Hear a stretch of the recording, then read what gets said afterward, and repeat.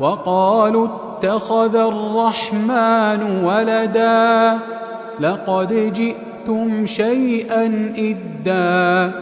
تكاد السماوات يتفطرن منه وتنشق الأرض وتخر الجبال هدا أن دعوا للرحمن ولدا وما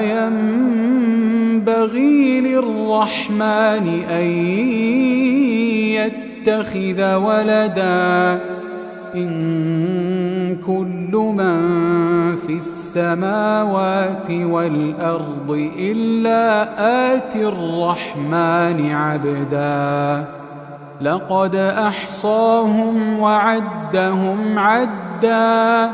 وكلهم آتيه يوم القيامة فردا.